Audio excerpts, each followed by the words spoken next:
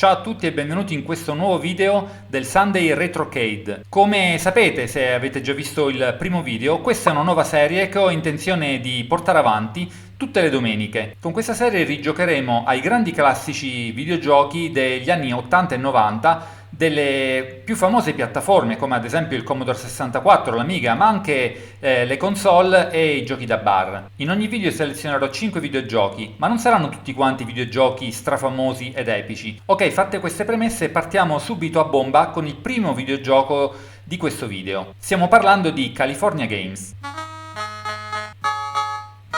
Ed eccoci qui, California Games. Vedete, della Epix del 1987. Eccoci quindi al menu principale di California Games. Come potete vedere possiamo competere in tutti gli eventi, in alcuni eventi, in un unico evento, oppure fare pratica e poi vedere gli high scores o i title screens. Cominciamo a fare pratica con un unico evento. Ed eccoci qui all'Half Pipe.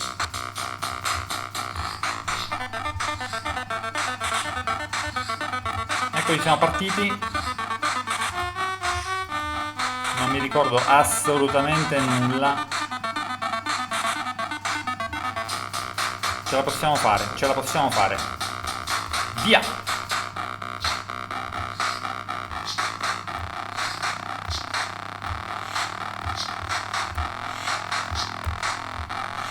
Ah!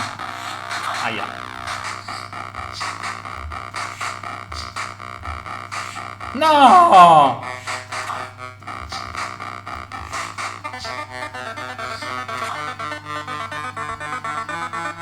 Ragazzi, difficilissimo, non mi ricordo niente. Non sono riuscito a fare nemmeno un trick, nemmeno uno. Cioè, difficilissimo, troppo difficile. Proviamo un altro gioco, l'ultimo per California Games. Sono indeciso tra il surf o BMX, però penso che farò surf. Vamos. Ed eccoci alla seconda prova di Summer Games, il surf. Anche questo difficilissimo, bisognava avere una coordinazione non da poco, bisognava fare molta pratica, io non mi ricordo assolutamente niente. Vediamo un po', partiamo. Ecco, a posto. Va. No, ho sbagliato. Ah.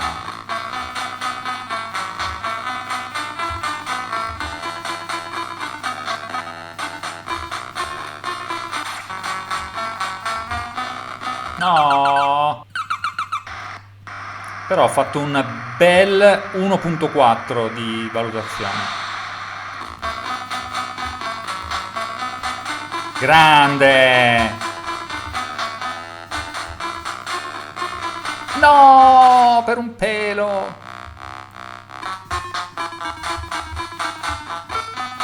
Mannaggia!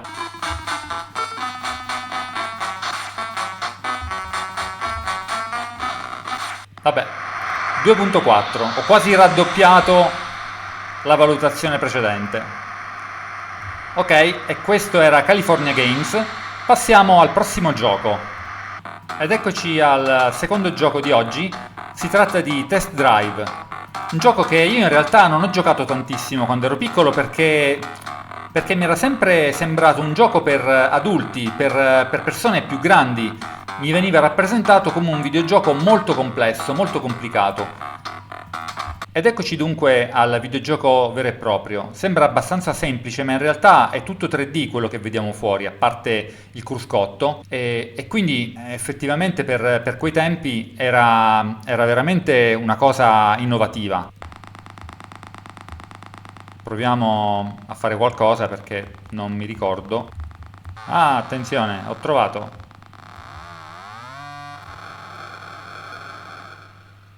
Non ho messo la prima. Attenzione, siamo partiti. Difficilissimo. Meno male che andiamo soltanto dritto perché alla prima curva sicuramente mi vado a schiantare. Ecco appunto. Oh, piano, cominciamo ad andare più piano. No, la macchina. Ah, no, no, no, no, aspetta. No, no, ce la faccio a mettere la terza? No. 55 miglia orarie, io vado a 52, quindi va bene.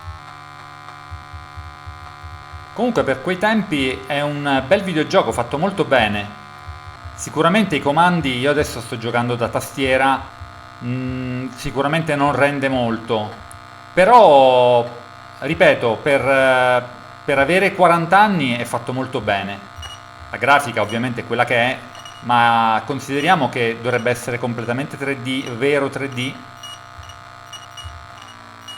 C'è qualche beep che non ho capito cos'è, la radio forse. Cos'è quella cosa lì in alto a sinistra? Non mi ricordo, non so. Vabbè, cominciamo ad andare un pochino più forte. E ragazzi, più della seconda non riesco a mettere. Ecco. Credo di aver fuso il motore. Comunque questo era Test Drive, molto carino, non ho capito bene qual è l'obiettivo, non mi ricordo, però fatto molto bene. Ok, dopo questo secondo gioco passiamo al terzo videogioco della giornata. Ed eccoci a Defender of the Crown. Passiamo subito al videogioco in sé. Sicuramente è diventato famoso più che altro per Amiga 500 perché aveva una grafica spettacolare per quei tempi e infatti mi ricordo le recensioni entusiastiche proprio per la grafica appunto spettacolare. Poi ovviamente venne realizzato, come era un classico per quei tempi, vennero realizzate tante altre versioni, tra cui anche quella per il 64, che ovviamente a livello grafico non può reggere il confronto con l'Amiga. Però intanto era una possibilità in più per i possessori del 64 quello di poter giocare a un videogioco così famoso per Amiga. Devo dire che io non l'ho mai amato più di tanto, ci ho giocato un po', ma preferivo altri generi. Il genere questo era strategico, con tanti minigiochi a cui si poteva giocare per poter passare di livello, per poter completare le missioni. Scegliamo il nostro personaggio, Wilfred di Ivano ci va bene. Chi si ricorda questa schermata? Questa è la nostra contea, diciamo il nostro territorio. Dobbiamo un po' un gioco tipo risico, dobbiamo andare a conquistare tutto il regno, tutta l'Inghilterra. Scegliamo tipo di gioco tournament.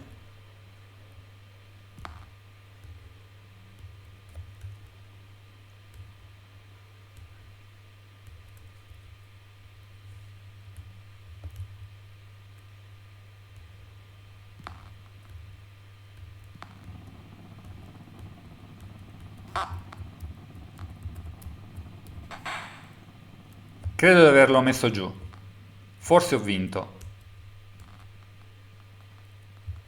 Andiamo a conquistare un territorio, proviamo ad andare a conquistare un territorio, effettuiamo la prima battaglia. La nostra armata è stata attaccata. Attacco feroce.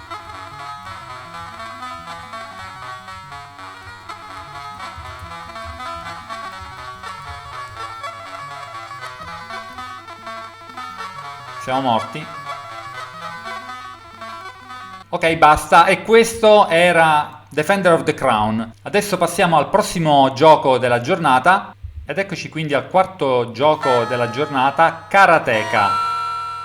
Questo videogioco è stato realizzato dal creatore di Prince of Persia, quindi non l'ultimo dei programmatori, però è antecedente a Prince of Persia e quindi probabilmente risentirà di qualche imperfezione sicuramente. Adesso andiamo a vedere, il videogioco sembra un po' lento. Vedete già l'animazione del personaggio veramente fatta molto bene, ricorda per qualche fattezza quello di Prince of Persia. Vorrei andare avanti, sto cercando di capire quale combinazione di tasti mi consente di andare avanti. Oh, stiamo andando avanti, abbiamo già trovato un personaggio contro cui combattere. Subito, subito, fermati, fermati, fermati! Aia. Sto miseramente perdendo, non riesco... Aia, ha buttato giù. Aspetta, aspetta, aspetta, aspetta, aspetta. Ho perso miseramente, ma voglio fare un'altra partita perché non si può perdere così.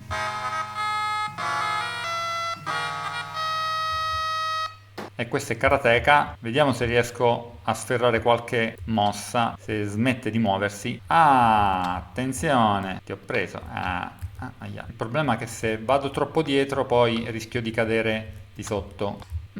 Attenzione che sta soccombendo lui, l'avversario. Oh, no, detto.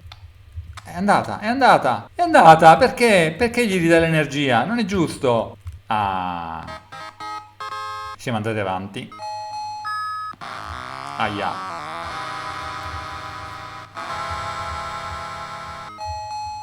Quindi passiamo al secondo livello. Siamo passati al secondo livello e c'è l'uomo con il fazzoletto in testa e sembra pure abbastanza arrabbiato. Arriva di corsa. E quando arrivi? Eccolo. Wata. Io vorrei fare una presa. Non si prende?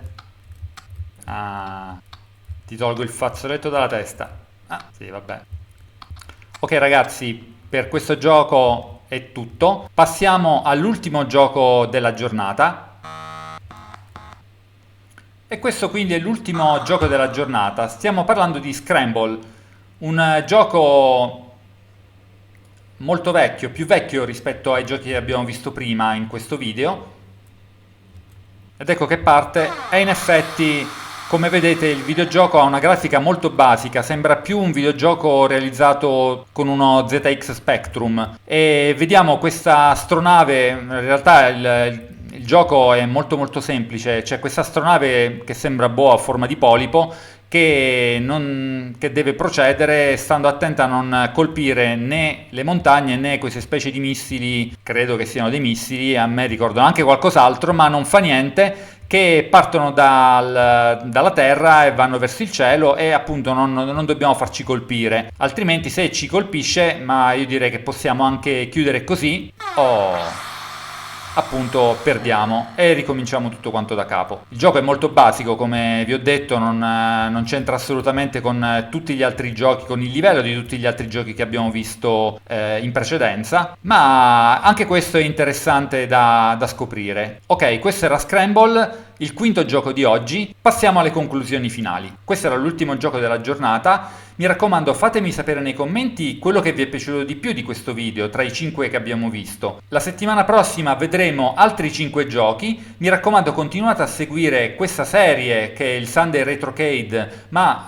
anche tutto il canale. Mi raccomando, iscrivetevi. Ricordate che Sunday Retrocade sarà, appunto, come dice lo stesso nome, verrà pubblicato un nuovo episodio ogni domenica e scopriremo videogiochi degli anni 80 e degli anni 90, del Commodore 64, Amiga, varie console di quei tempi e anche i giochi da bar. Mi raccomando, ricordate di iscrivervi al canale e magari anche di condividere questo video con un vostro amico. Noi intanto ci vediamo al prossimo video. Vi saluto e buona domenica. Ciao!